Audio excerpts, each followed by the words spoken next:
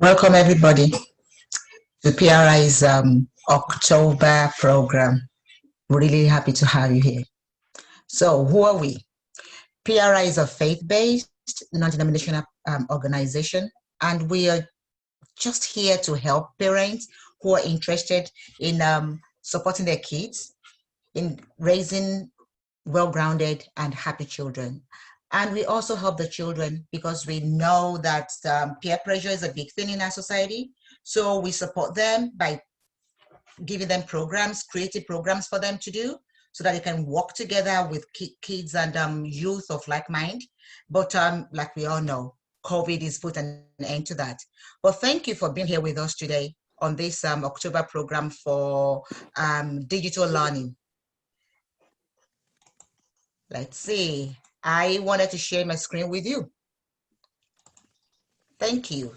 So, like I said, this is us PRI, and we're going to be sharing some interesting links and information about digital learning for parents, for children, for youth. If you would like for us to send you the links, Lord, to those programs, please text join PRI to 24251 or email us at info@www.parentinginitiatives.org, or you can go to our website. So all the information is there. Please get your pen and paper and write down the information. Oops, I'm scrolling too fast. There we go. I'm going to count down in 2, 3, 4, 5. All right. This is our agenda for today.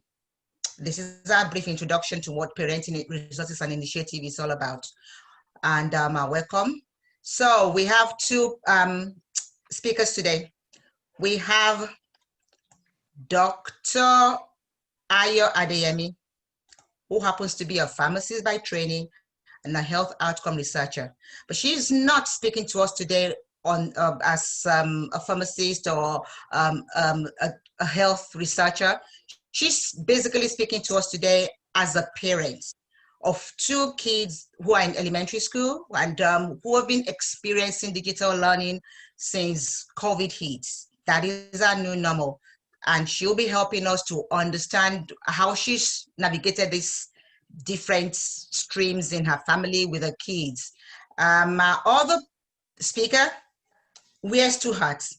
She's the CEO and founder of PRI, and she's also the other speaker who will be talking to us about our youth, our teenagers, and the different apps that are out there, the different things that they can get down to or up to while online, and how we can help them as parents to make sure we're safeguarding their use of the internet and helping them to make sure they're also taking breaks when it's necessary. So that is what we have set for you today, and we are going to have fun. I am going to call on our first speaker. So, Dr. Adeyemi, here is my first question, and then I'm going to leave it open to you. I was listening to the news today, a couple of days ago, and they were talking about a parent who was in a meeting, and while she was in the meeting, her twins started fighting in the background, and she had to stop to attend to them. And that is our new normal. So how are you doing it? What's the space like in your home? How are your children navigating it, especially now that I know you live in a state where there's a hybrid kind of learning now? So they go to school part-time, they're home part-time. How are you doing it? What can you say to parents who are struggling to act to do this thing right? Thank you. And first of all, before I start, I'd like to say thank you for having me to speak to everyone today. And I hope everyone is doing well. I know these are challenging times, and we hope you're all keeping safe and are all doing well. And as we usually tell ourselves that this too shall pass.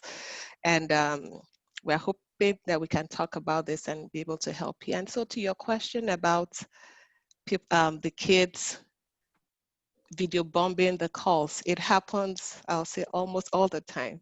And this, I'll say, that is because the COVID situation is a pandemic, everybody understands.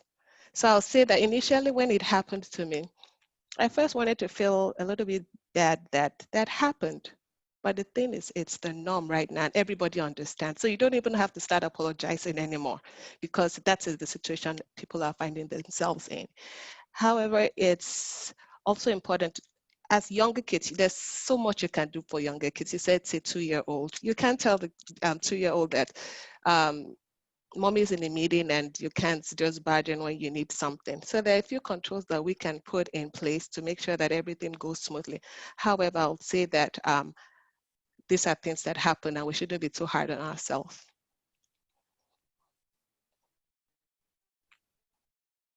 Great. So here's my take. Can you just feel free to tell us everything you want us to know that you have practiced as far as being a full-time worker and a mother? Okay. And you're working from home and you have to support them, everything, Right. whatever it is you think we need to know. Go Okay. right So, ahead and tell us. right. So I'll say that normally, before COVID, I usually go to work and everyone goes minding their own business at school. The kids go to school and we all get back home during late at night. However, with the COVID, everyone was stuck at home and it started in the spring. In the spring, everybody was still trying to find out, what are we going to do? How do we fit into this new normal? And it was a bit chaotic the first time. And this was me and my husband trying to sit down and find out, how can we make this work? Now with the schools coming in place and being able to send us materials, we figured out how to set a schedule for the kids. And setting a schedule for the kids we needed to start with something, making sure that they are safe online. We found out that statistics has shown that 95% of children have access to the internet. And the Thank you. internet is a totally different world out there, of which kids, we as parents need to be proactive in helping our kids navigate safely. Now, I'll say that the internet, it has quite a lot of things that you can benefit out of it. It also has some risks. And so depending on the spectrum where your child falls, it's important to be able to have conversations with them, consistent conversations, constant conversations about how to be safe online. So first of all, what we did with our kids, before COVID, they had always been, they had their screen time that we had for them. So on average, they had 2 hours a day of screen time, but it was important for us to make it something that was engaging for them, something that they could learn from rather than being passive. So we had set that in motion. However, with COVID, they had to be on the internet for a prolonged period of time. So it was important to us to let them know you cannot share personal information to anyone. You cannot, just like we don't allow you to speak to strangers outside, online is the same thing. You can't share your personal information with anyone. And this was us discussing, rather than tell them this, you can't go here, you can't do this. It was us discussing and helping them understand why it was dangerous for them to just interact with just anyone. And apart from that, we had to set parental controls on the computers and devices that they were using. So for example, for YouTube, I know that there's YouTube Kids. However, there's a limit to what you can filter when you just go for YouTube Kids. So you have to go do some extra, go the extra mile to make sure you put some restrictions, not just YouTube, other social media apps that you can use. It was staggering to know that 90% of teenagers have a form of social media account. And so as parents, it's important for us to be able to be proactive, knowing that they have their privacy settings in place, knowing that they are not unnecessarily exposed to risks out there.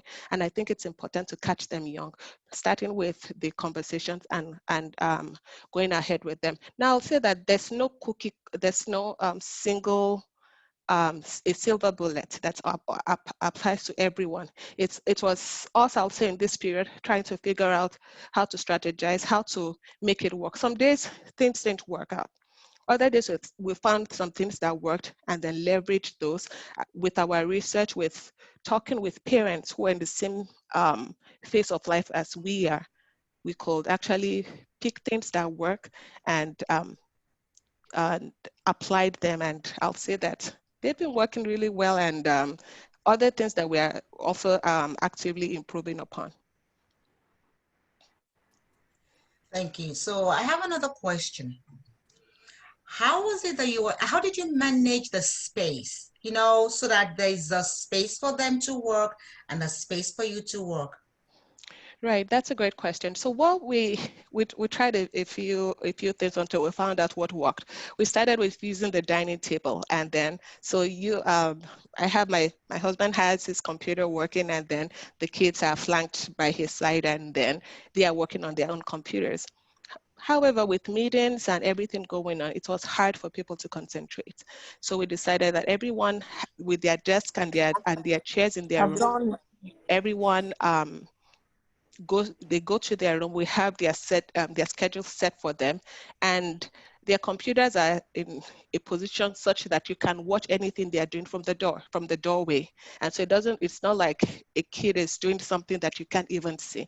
So in between meetings, we go check on them. In fact, we had set alarm clocks for each period of time when they're having Zoom lessons, Zoom classes, so that they know how to transition quickly. And that is usually very important for us when we are in meetings ourselves and we are not able to help them transition. So those are things that we've been able to do. We try to make sure the lighting is good enough for them, knowing that they're going to be looking at the screen for a prolonged period of time. We want to make sure that they are comfortable enough to be able to focus um, as well as concentrate well in class with their peers and teachers. Thank you. So, that same interview I said I heard over the news, they were talking to another parent, and she was like, my problem right now is remembering to remind my children to take breaks. So how would you advise us to make sure they take breaks? Because her issue was more like the one they were going for lunch. Everybody was so busy, they were not taking breaks. I think it's really important. And one thing we said in place is that anyone who is going to have snacks or food or anything would have to come downstairs to eat. So you cannot sit at your desk and say that you're having a snack or anything. And we said it that lunchtime, everyone comes down for lunch.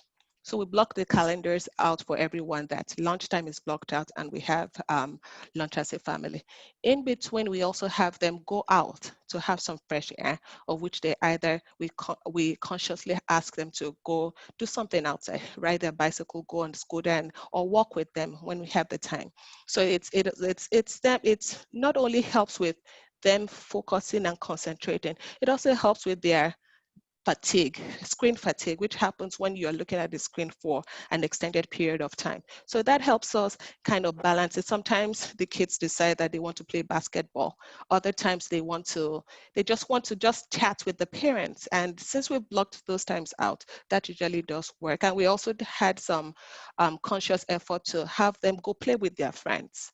So go with their friends. Now it's different in COVID era, in the COVID period. But what we'll do is social distancing high, so which we meet with the families and we all say hi from a distance, all masked and making sure it's 6 feet apart. But it's something that we find out that they even find refreshing. They come back to their desk ready to work, and you see that they're pumped to get the rest of the day to get the work completed for the rest of the day.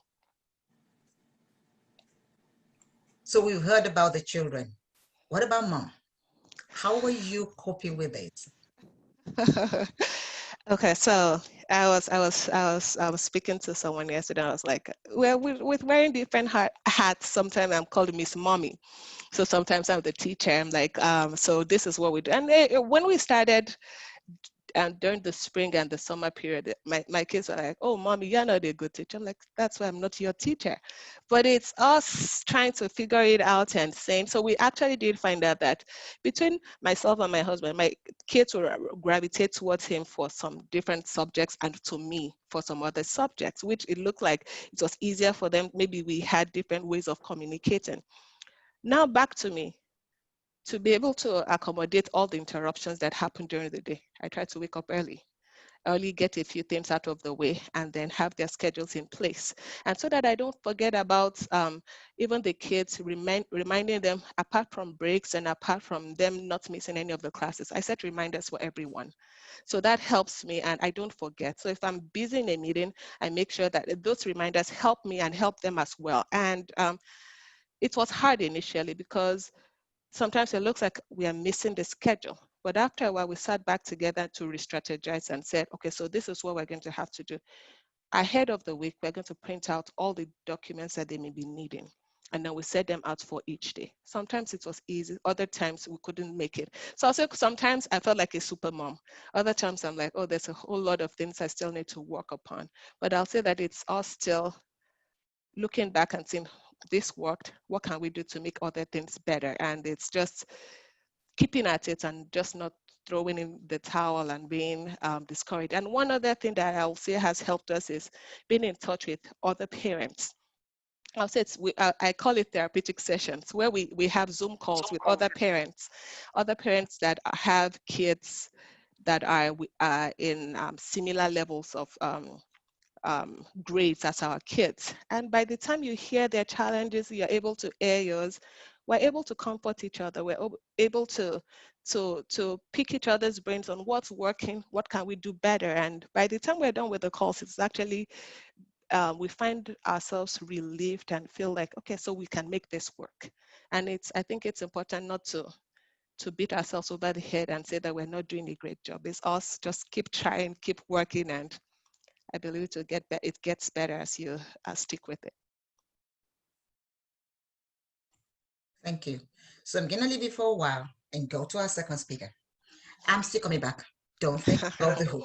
So we are going to Mrs. Odetokun. My first question is, what are the different apps out there that you think we should be aware of as parents?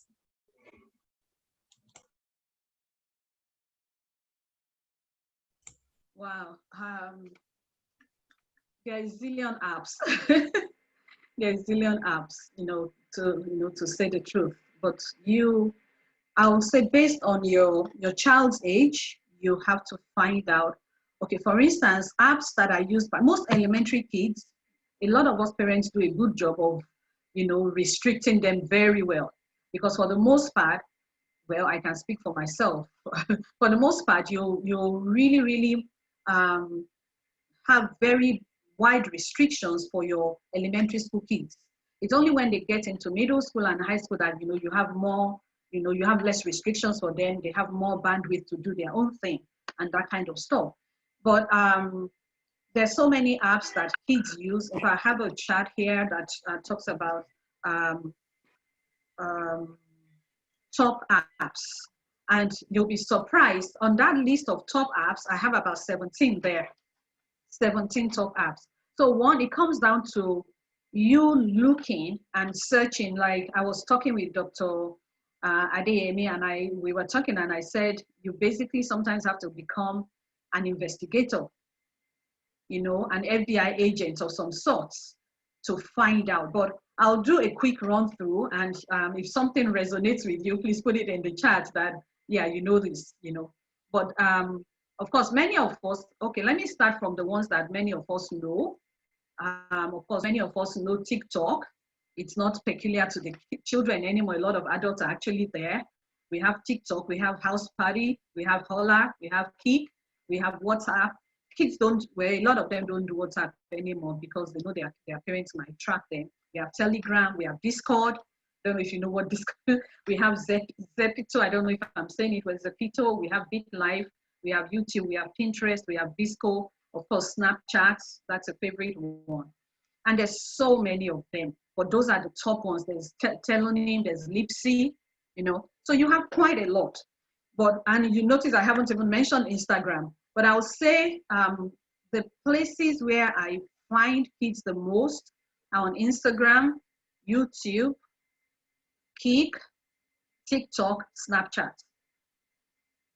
There are a few others that may not, you may not know what they are because they are supposed to be hidden apps. There's what is called ghost apps. I don't know if I should go there right now, but they're actually called ghost apps because they are used to hide what the kids are actually doing. They are ghost apps that hide their location. The idea is it messes with the GPS on your kid's device such that when they post something, one, there are apps that hide identity. There are apps that hide functionality. There are other apps that hide location. The ones that hide location would let other people know that or think that you're somewhere when you're not there. The other ones that hide functionality, those ones are used by teens to actually deceive parents. You have all kinds of them. So there's really a whole lot of stuff. But again, like I said, depending on the age of your child, maybe you just need to be aware of 2 or 3, but as they grow older, you really have to educate yourself. There's a whole lot out there. Like what I've read now is about 13 or 14, and there's a whole lot more. But it comes down to who is your child, how old are they, and how observant are you. That's my straightforward answer. So my next question then to you would be, what would your advice be for any parent who maybe is already wondering what their kids are up to online? And that's number one. Number two, what's the best way? Because we know teenagers, like you said, once they get to the point where they can easily hide things, you don't even know if they're working on their school, or they're working on their schoolwork, or they're doing other things. So what is the best way for a parent to ensure that the kids are on task? One, you have to have conversations with them. You have to continue to have conversations with them. It's not just about don't do this, don't do that. The stance I have always taken with my children from when they were much younger till now that they are younger adults is have conversations about why. It's not just about don't do this. And African parents, or maybe old school parents, maybe I shouldn't say African parents, old school parents will say, when the kids say why, you say just because I said so. That's not the right answer. This culture, this society teaches kids to be inquisitive. The culture teaches them to ask questions. So when you're shutting them at home, you're only pushing them outside.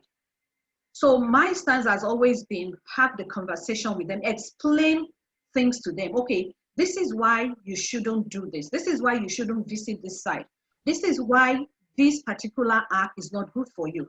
This is why things should be done in a particular way. And you go ahead and explain the pros and the cons. When you do the right thing, this is what happens. When you do the wrong thing, this is what is likely to happen. And sometimes I go from the moral to the spiritual.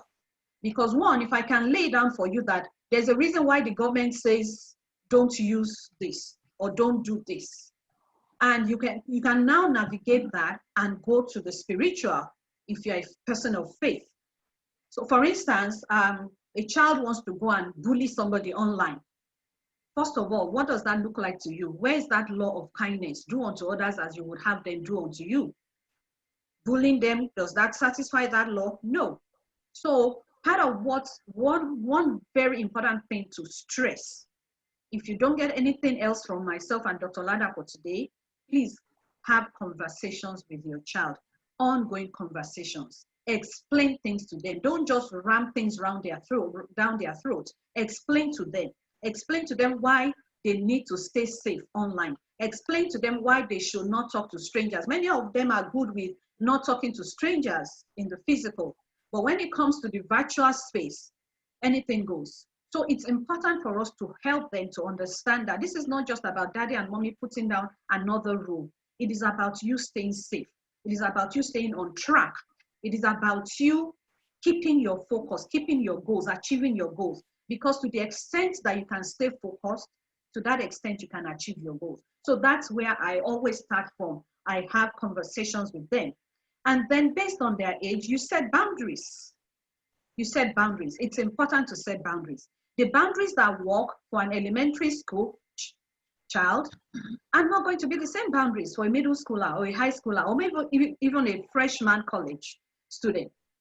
You know, I have a senior, a college senior, and she still has boundaries. But those were not the same boundaries I gave her when she was in middle school or when she was in high school. In fact, there are sometimes she would, when I say, oh, she's asking me for something, and I say, oh, of course. She goes, huh? And I say, yeah, huh? Because now you're a college senior, you know? So I expect that you have learned some things over time. But if you're telling me you have not, then maybe I need to pull back a little. And she goes, oh, no, mom, I understand. You know, so you have to set restrictions. You have to set boundaries based on their age. You know, don't treat your high schooler like you're going to treat your elementary child, because then that makes them want to become defiant, and you don't want to push them to become defiant. So have the nice, well, not really nice, many times it's not nice, but have the necessary conversations and set age-appropriate boundaries. Age-appropriate boundaries and restrictions. What would be your advice or suggestions on how to help teenagers, youth, and young adults stay on task and have a calendar, a sort of timetable to guide them? Because the reason I'm asking this is I was listening to the news recently, and this mom was concerned because now she's no more at home. She's now working from, she's not working from home anymore because now places have been opened and everything. But she's not like, my teenager is at home all day on his own. What am I supposed to be doing now to support this child and make sure they are staying on task? The same thing that you will do for yourself is what you will do for your teenager or young adult. Number one thing that I say is, especially for the school age children, they probably don't have a choice as to when they walk, you know, when they have the school determines that. But once you know what time of the day you're supposed to do something, then let's say it's between 7 and 2, like Dr. Ladapo said, help them. You have to understand their calendar, their school calendar at least. You have to understand your own calendar. And then within the framework of that calendar, you set, you set break times. Okay, this is the first 45 minutes is for this particular class. Then maybe they have a 2 minutes or 5 minutes when they transition to the next class. You have to help them understand that when it's time to transition, that 5 minutes that they give them to transition, that's not the time to chat, that's not the time to call somebody up, it's the time to really transition. And then you also have to help them to pace themselves. For instance, it's let's say after school hours, they have work to do. You know, before COVID, maybe, oh, we have extracurricular and they do this and they do that. But now, you know, most times everybody's just home or we're just online. But that doesn't mean that we have to stay glued to the computer all day long. So you also have to help them determine, okay, schoolwork is done, but in between schoolwork and homework, what are they doing? You as the adult have to help them come up with guidelines. Okay, maybe 30 minutes for lunch. After lunch, what is the next thing? For dinner, after dinner, what is the next thing? Are we taking a break to go out on a walk? Are we going to catch up with someone? And it's not all walk. You have to give them space to even think, to socialize, to rest their brain. I have a time when when COVID first started, I found myself doing 14 hours, 15 hours. Normally, as an IT person, I do anywhere from 10 to 12 on a typical day. But with COVID and nowhere to go and nothing to do, I was putting in 15 hours. And then I found out that I was constantly having headaches. My eyes were constantly hurting. So I decided, okay, there has to be hard stops. There'll be soft breaks and there'll be hard breaks. For instance, depending on your child's schedule and depending on your own, I would suggest that every 1 to 2 hours, you get up and walk. Get up from your seat. And I'm sure Dr. Ladapo can speak to that. Health-wise, you know, the blood flow gets hampered when you're sitting for too long. You can begin to develop all kinds of health complications if you're sitting for extended periods of time. So I've actually, I suffered this early in the year. Thank God I'm alive and well. I had a PE and I learned a lot. But even prior to PE, it's something that we're constantly talking about at work. You work for 2 hours, you take a 10 minutes or 15 minutes break. And when we say take a break, you have to get up.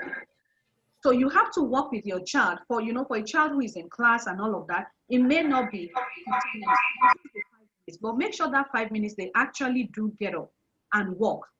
Maybe just go outside, look in your driveway, stick your head out in the door, catch some, walk to your mailbox. It can be as simple as walking to your mailbox. You get a burst of fresh air. You catch some vitamin D if it's sunny.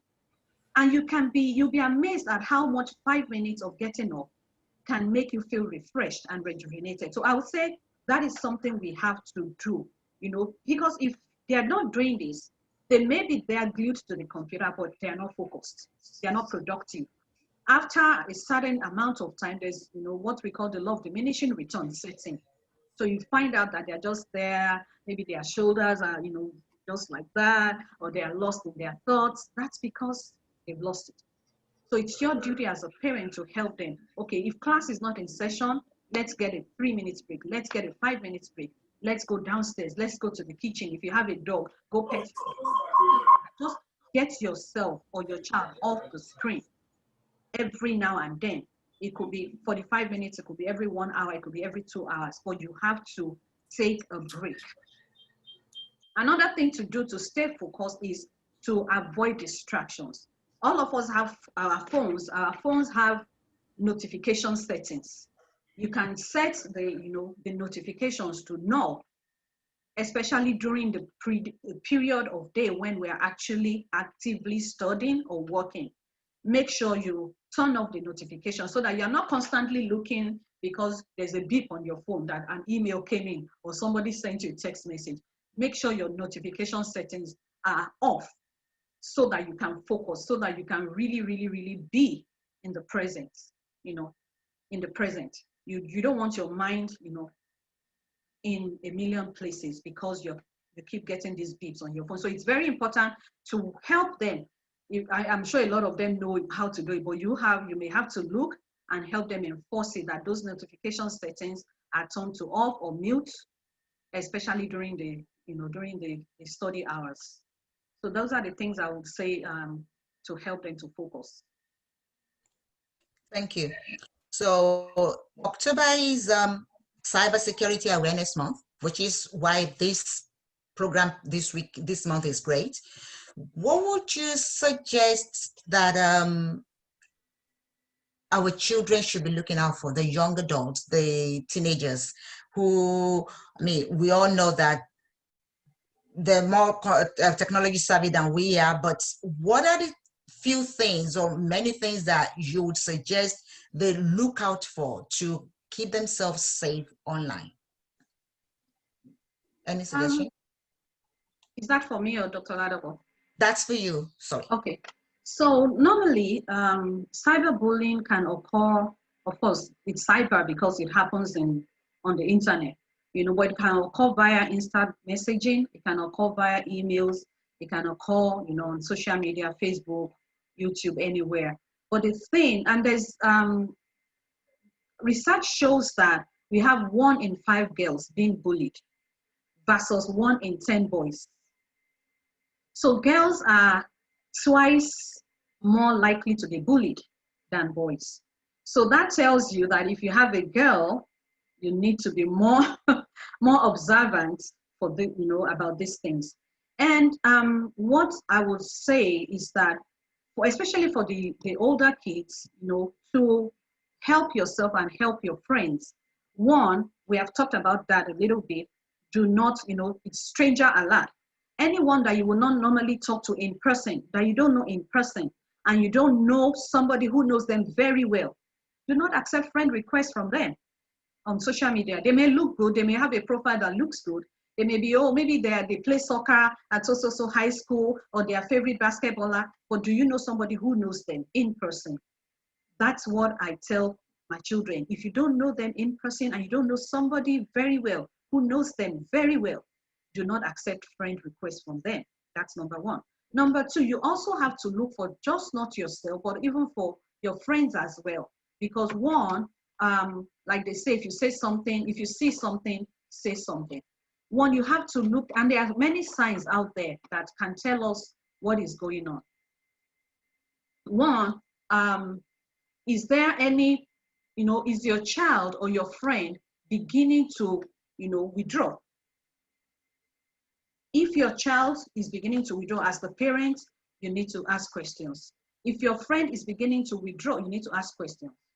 If your child, for instance, let's say, okay, now, of course, most people are home, but for those who go to school, if a child all of a sudden becomes lethargic about going to school, there seems to be something, you can't put your fingers on. That's time to have a conversation with them.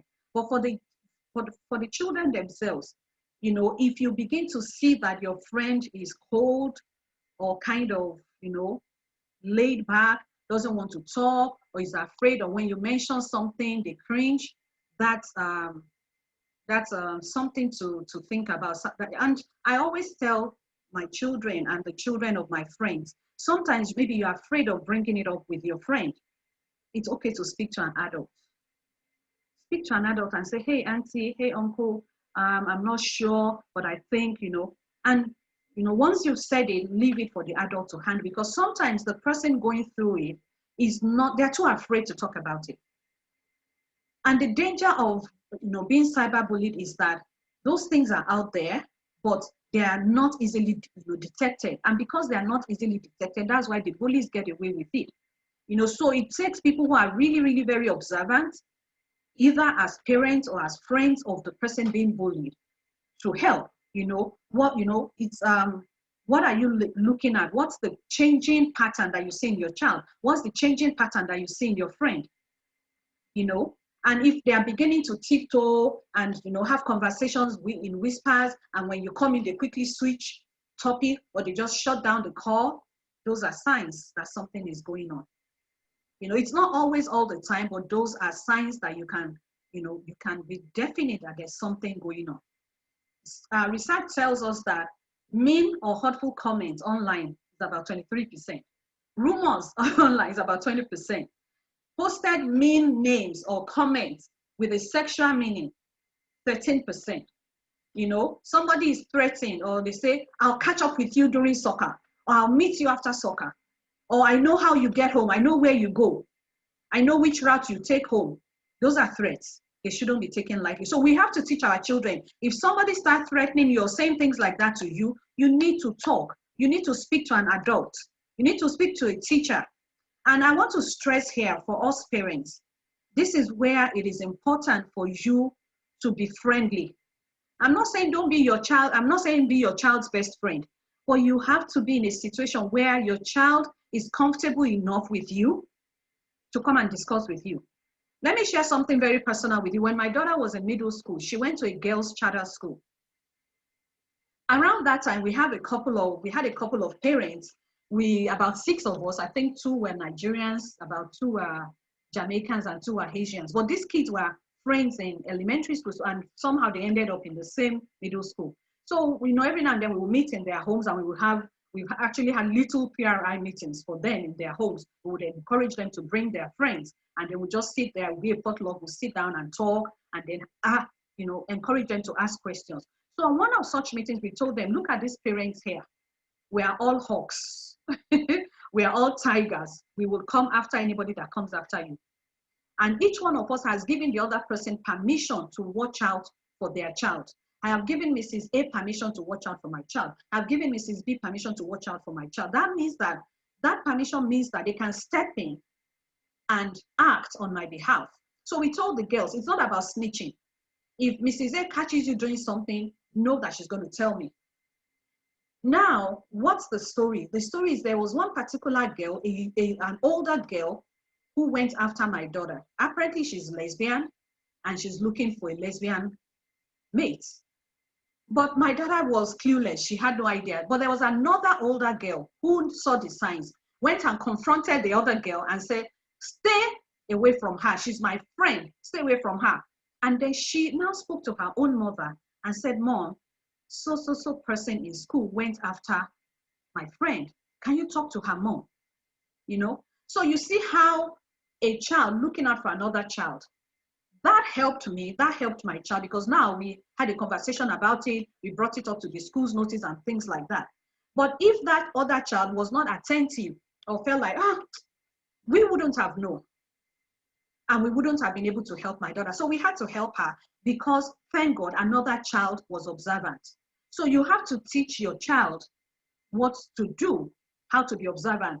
And back to what I was saying, if that child was not comfortable with her own mother, she would not have been able to call her mother's attention, because as an African or immigrant or African American parent, when your child is about to tell you something, you hear the first sentence and you go, no, and you start screaming. Trust me, you will not hear the rest of it. One. Number two, that child will never come and confide in you, because one, your reaction just messed up everything. So we have to have a relationship with our child such that that child feels comfortable enough to talk with you, to speak with you.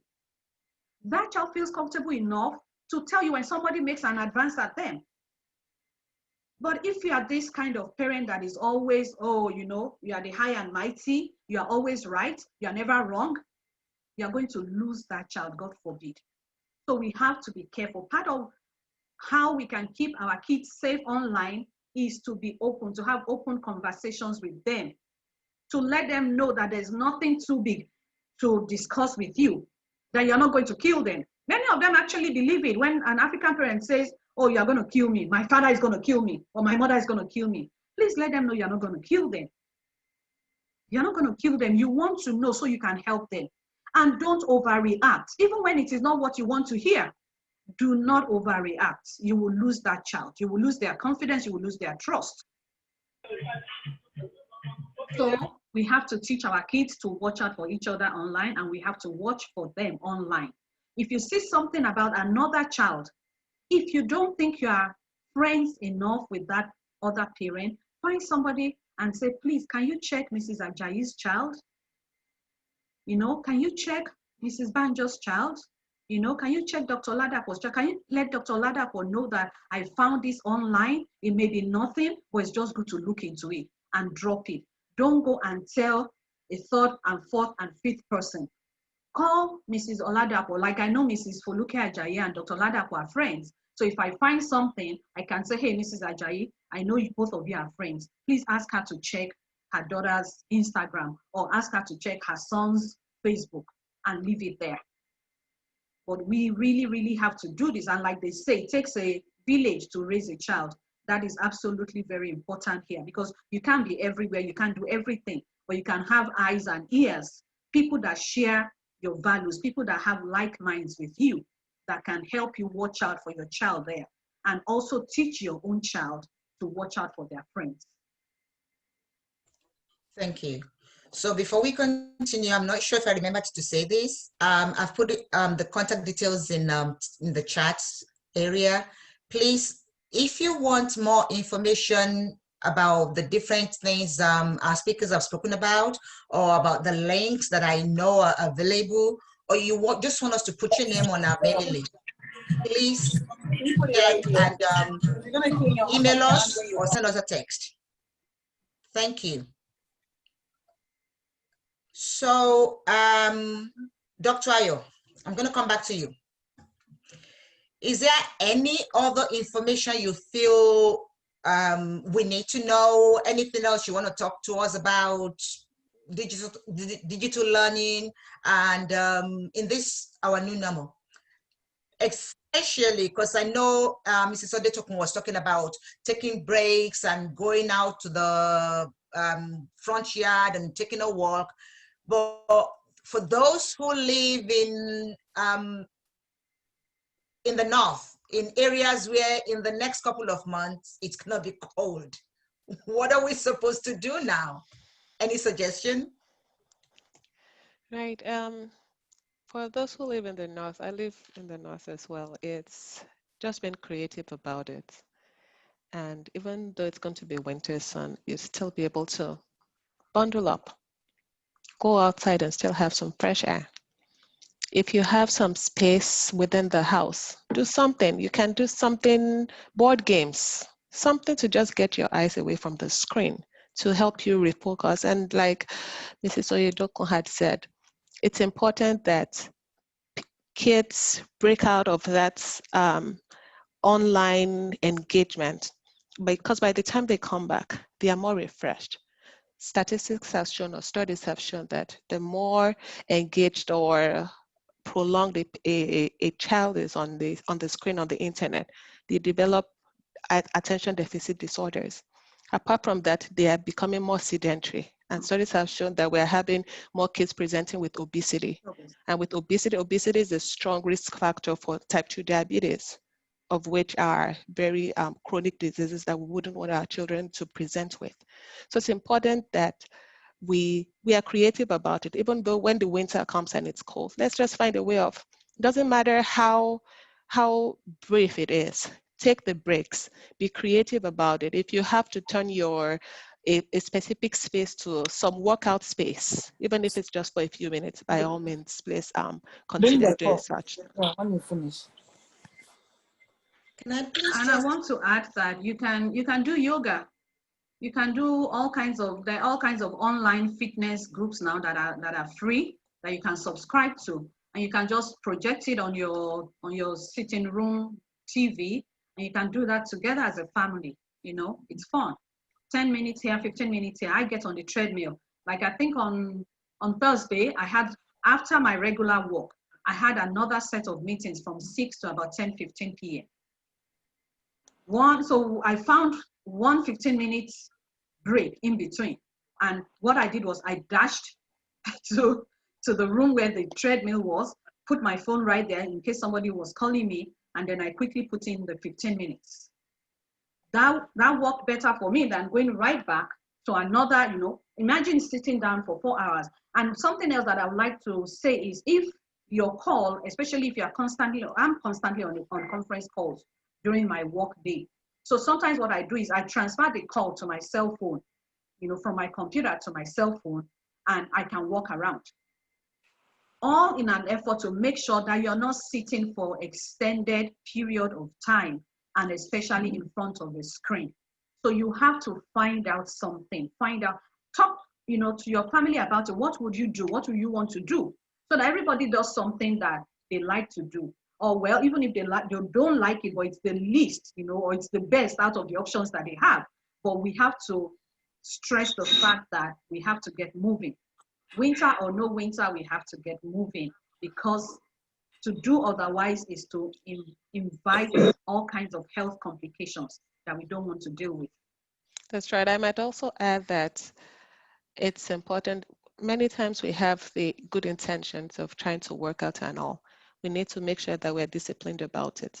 Discipline, if you have to put a timer on to remind you that you've been sitting for 1 hour, 2 hours, put the reminders on and get moving. Get moving. It doesn't matter how you move, just move.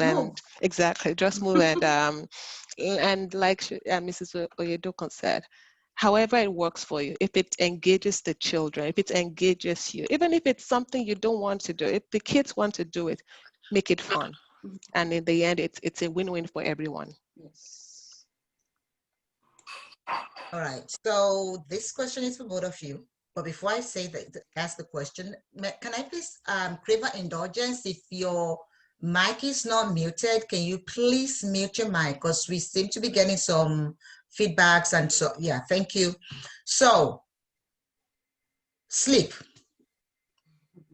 pattern, any change, anything parents need to look out for, any things parents need to set up where their kids are concerned, whether you...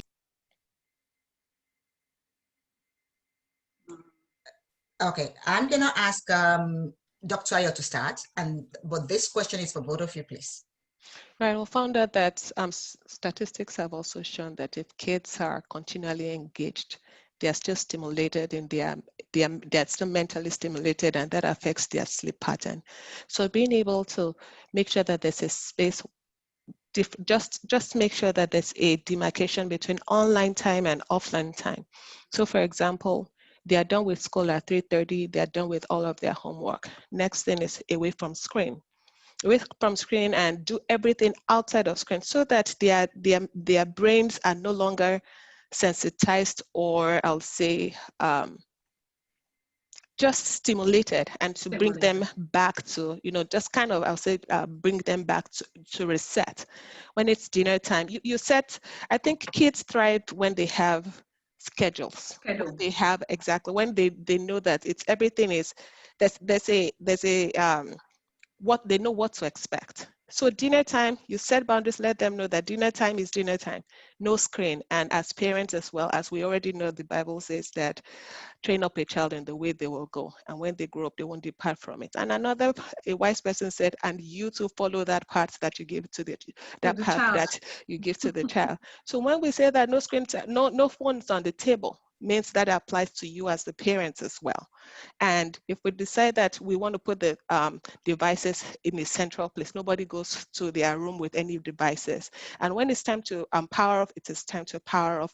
You set their bedtimes, like ages differ. So kids, when they go to bed, differs. But once you set a schedule and they know that after bedtime, you have to read, you have to get your everything ready for bed and read to them, and bedtime stories and all that, if it applies to as young kids.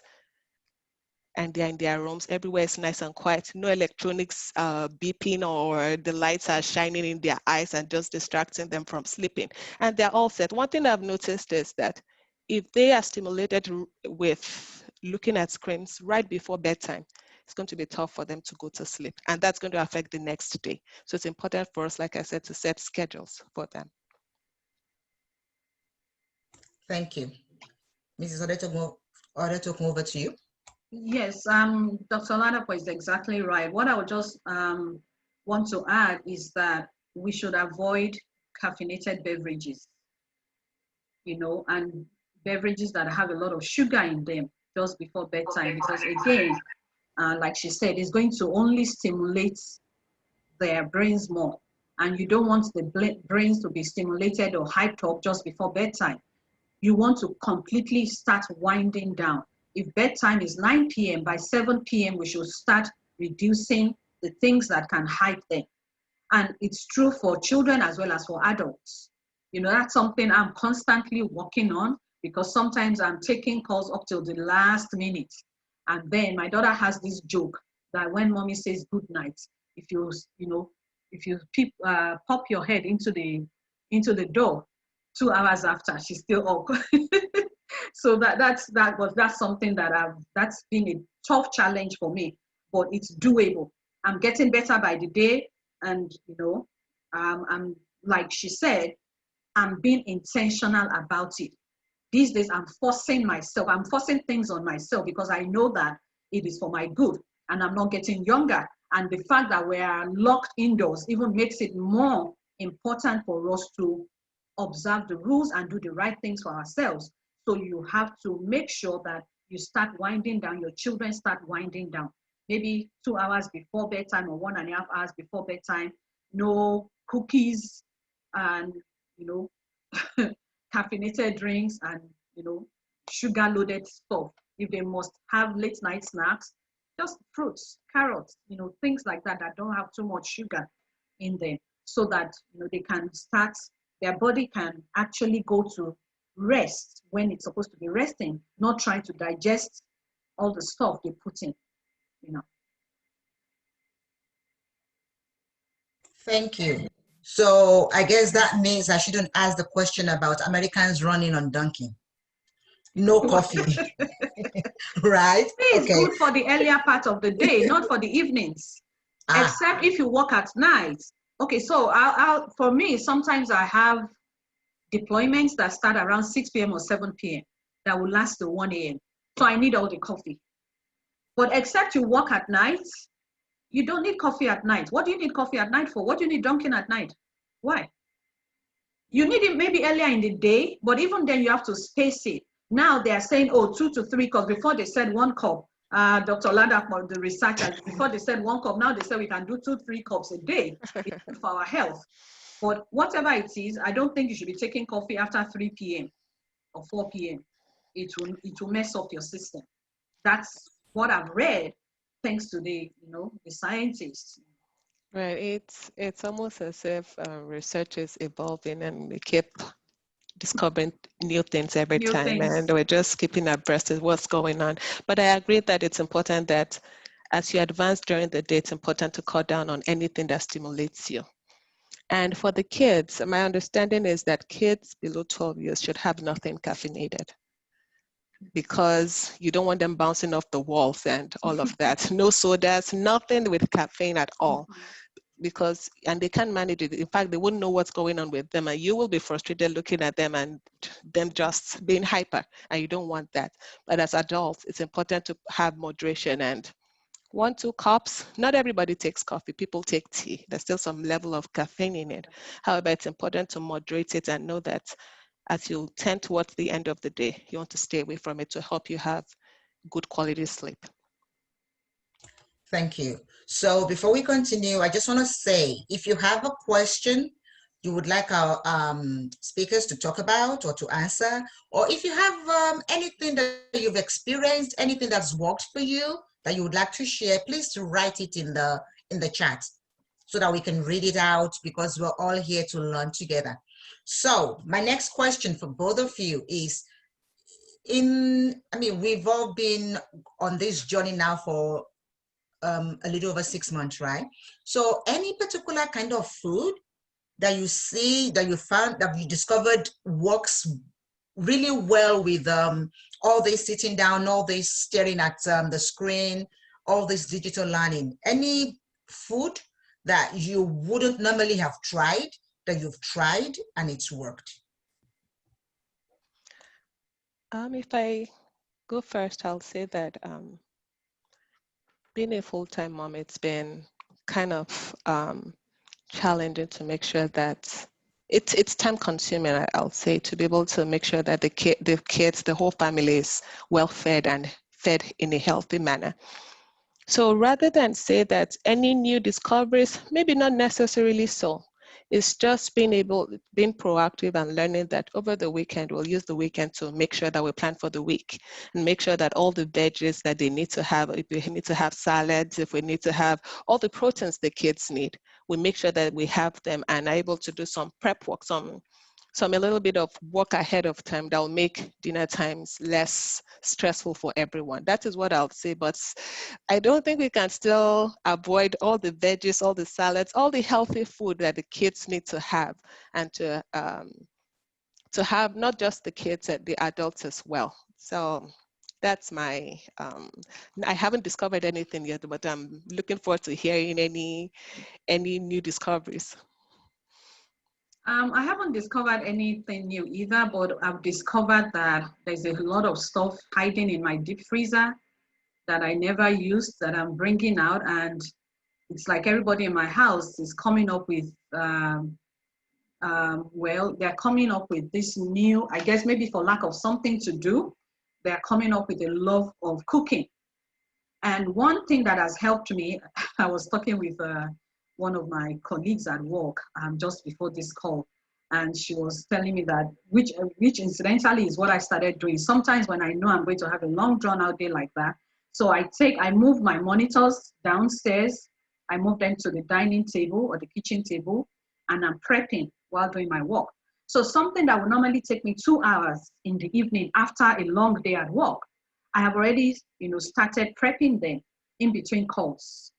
So like I might bring out, maybe some salmon and season it and put it there, maybe while in between one call and the other, I quickly bring out some veggies and dice them up and everything. So I find that this has helped me, working from home and, having these long days has helped me to actually eat some things that I have at home that I wouldn't eat because I'll be thinking, oh, it's going to take me 4 hours to do it.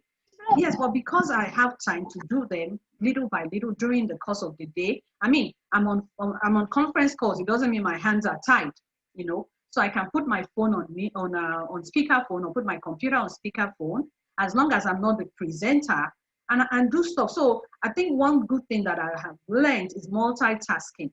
Doing my food prep. I hope nobody that's my manager is on this call, but I'm doing my food prep while working. And it doesn't decrease my productivity. It's just that, again, it helps me because instead of just sitting throughout the entire call, I'm actually on my feet doing something which helps me save time later in the day. And of course, like I said, it's helped me to eat healthier, because in the evenings on a normal day when I drive in from work and I'm coming in at 7:30 or 7:45 and I'm exhausted, I don't want to begin to cut up vegetables and things like that. So I just, eat what you find.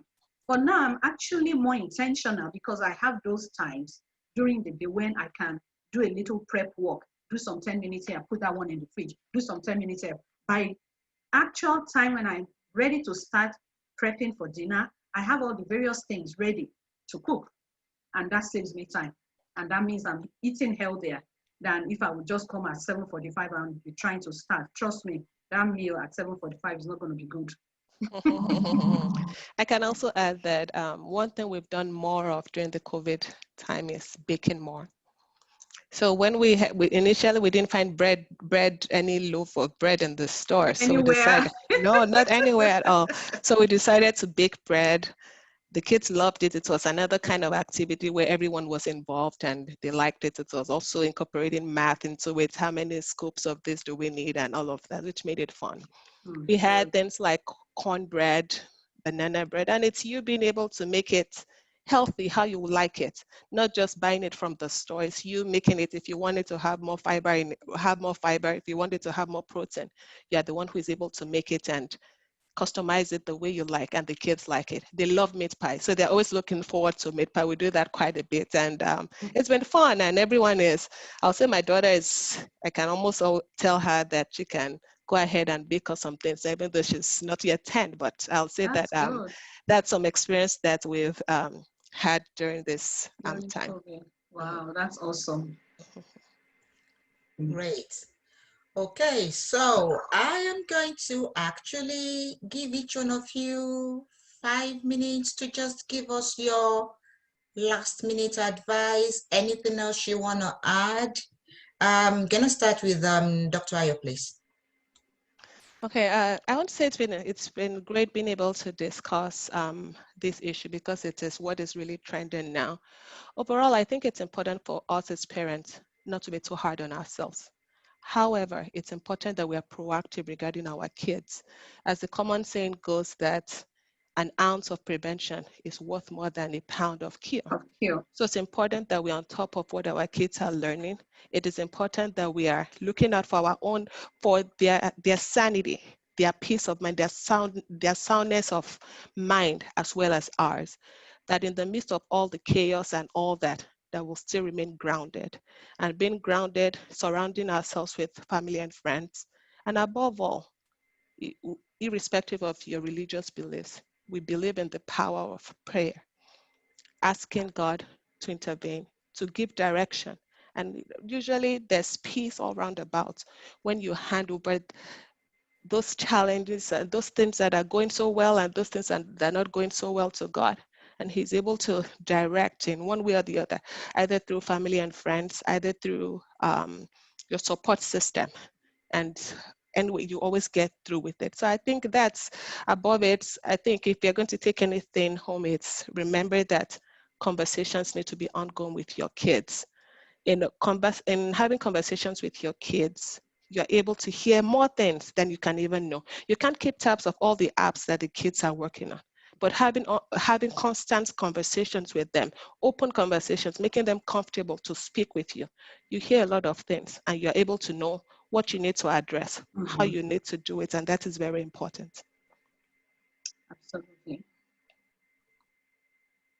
I want to quickly talk about something that someone asked me before I do my 5 minutes of wrap up, and that's parental controls. So someone asked me, how do we do parental controls? Parental controls by themselves can be a whole topic, that we can consider. But here are a few things that I would like to talk about, and that is, it depends on what you're trying to control. It depends on what you're trying to monitor. Again, for younger kids, you have a few younger kids may have their own devices and stuff like that. But for the older kids is really where the concern, is huge, because they are the ones that have learned, what works, what doesn't work, how they can circumvent. So what I would say is that there are different categories of parental controls. You have the ones that deal with the computer itself. You have parental controls for phones. You have, and then you can actually have parental controls set at the Wi-Fi level, whereby your Wi-Fi actually blocks anything that is, considered. Of course, you have to put the settings there as well, whether it's, you can set it to be medium, to be low, medium, or high, the techies would understand this. But then at the phone levels, what you can do, again, depending on whether this child is, in the elementary or middle or high school, you want to look at different softwares. There are some of them, many phone providers, AT&T, Verizon, and all of them, they would have parental control sections, or what they would call safety sections, in their website or in the manual that comes with the phone. If you look there, you would find step-by-step guide on how to secure that phone, to make sure you can put parental settings. I know some extreme, well, I want to use the word extreme cautiously, because again, sometimes some children demand extreme measures. Some children would not overstep the parental control, but they're actually children that will invade. They will attempt to invade parental control. So with those kind of children, you may need a full-blown, softwares. So some softwares which you may want to look at is some of them like Beat Defender, Beat Locker, Norton Family, Spy Agent, Phone Sheriff, and things like that. But again, some of them would actually, there are some that you can set up alerts on those phones, and those alerts come to your email, or those alerts come to your own phone. But again, like I said, you don't have to go to that extreme, except if you really have an issue. Maybe it's becoming something that is getting this child in trouble, or it's tending towards a concern, or even going beyond the concern, coming to an incident.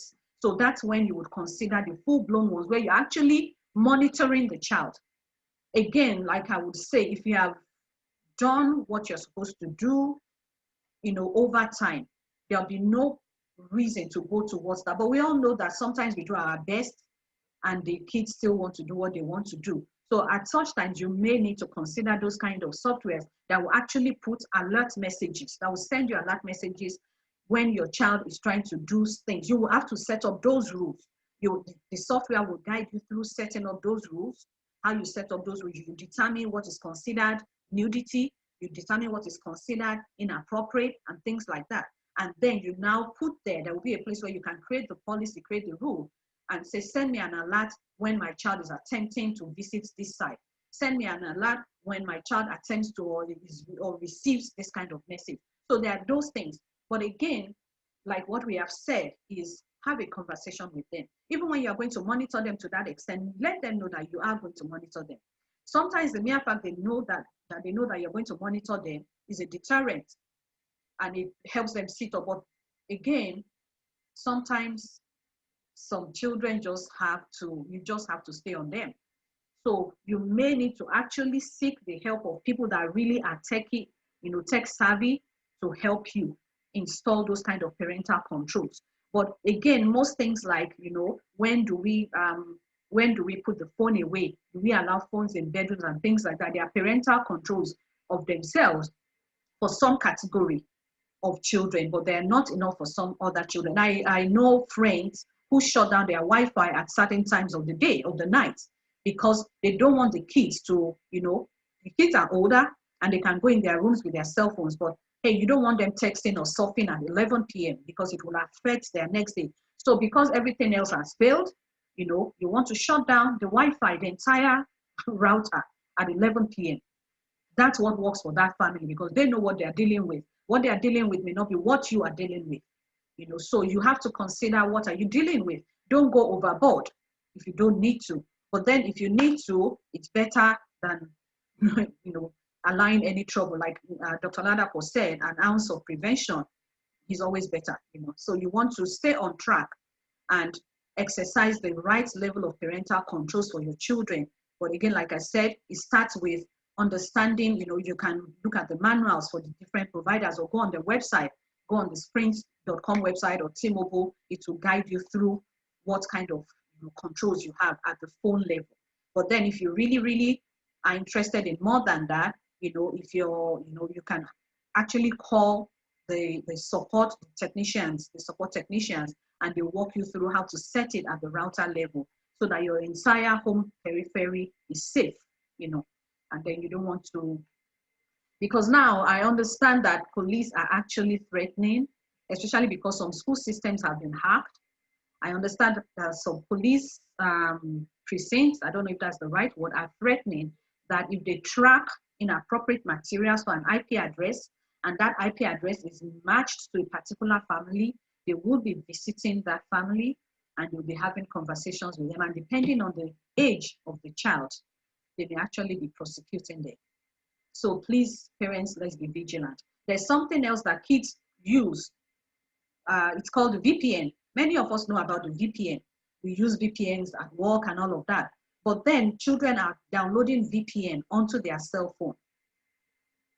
And the idea of downloading a VPN on their cell phone is to avoid being caught.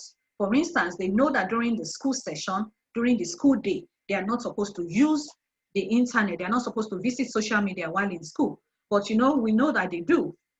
And the only way they are able to do that without getting caught is they download the VPN on their cell phone and they tunnel through the VPN. So when they go on social media, even though they are on the school system, they're on the school Wi-Fi, it doesn't catch them because they've tunneled through a VPN. So you may want to, every now and then I would suggest that you look at your child's devices, look at their cell phones. If you see their screens, if you look at their screens and you see apps that you're not familiar with, just ask them, what do these apps do? I have a ton of apps on my cell phone. So, but for children, what are you using those apps for? They need to be able to open up the apps and let you see what it does. If they cannot, that smells trouble. So again, it comes back to being vigilant, monitoring as appropriate, and just hanging in there. I don't know how many people saw, I posted 2 pictures of myself on Facebook and I think on Instagram. One, I was in my PJ, one, I was properly dressed up. And what I was trying to stress there is that, like Mrs. Oladapo said, some days are good, some days are not so good. For the days that are not so good, don't kill yourself over it. Give yourself a pat on the back. That we've all come this far, we should be thanking God. Whatever has not worked will work. If we keep at it and we keep talking with each other, like she said, we keep networking with other parents, like PRI members know me. I always say something. You need a network of support in place before you need it. By the time you need it, it's too late to start building it. So you always need a network of support for yourself and for your child. There are times talking to one parent for 10 minutes is all the boost you need, because then it helps you to gain perspective. It helps you to see that you're not alone. It helps you to know that nothing do you, like our Nigerian people will say. It will help you to understand that, this is all about life. And while we are going through it, we can get through it. We don't have to be stuck there. We don't have to be stuck. We need the encouragement from each other. We need, to look out for each other, and we need the word of God, So that's what I have to say. Wow. Thank you very much to both of you. I'm going to say it one more time. Please take down our information, our contact details. You can text Join PRI to 24251, or you can email us at info@www.parentinginitiatives.org. Because I'm sitting down here and I'm listening to our speakers and I'm thinking of what the program we have next month is. And it's going to be a really good one. So if you would like to go on our mailing list, please just text or email. So I'm gonna I've looked, actually before I thank our speakers, I've checked, there's no question and answer, no question in the chats. Nobody wants to share any extra experience with us. Okay, no problem. But thank you very much to Dr. Ayo and Mrs. Odetokun for taking time to discuss with us and share your experiences with us. Yeah, my advice really would just be, I hope I will actually start by saying, I hope we've been taking notes. And it's been, like I said earlier, it's been a little more than 6 months. And yeah, we've come a long way in this our new normal. But thank God, we are going to continue and stick in there and trust God and just continue to do the best we can in whatever situation we find ourselves. So our kids will be fine. We are going to be good. We're all learning new things. We're all learning and unlearning and managing, and it's all good. It's a new normal that we just have to do the best we can with. So once again, thank you everybody for coming. And Mrs. Odetokun, any last minute words? No, I would just like to say thank you to Dr. Lada and dear Mrs. Foluke Ajayi, the moderator, and everyone that has taken out time from their Saturday evening to, share with us. And I hope that you enjoy the rest of your weekend. Hope to see you at one of our next events. God bless you. Thank you for having me. You're welcome. Bye, everyone. Thanks, everybody. Bye, everyone. Bye. Thank you. Bye. Bye.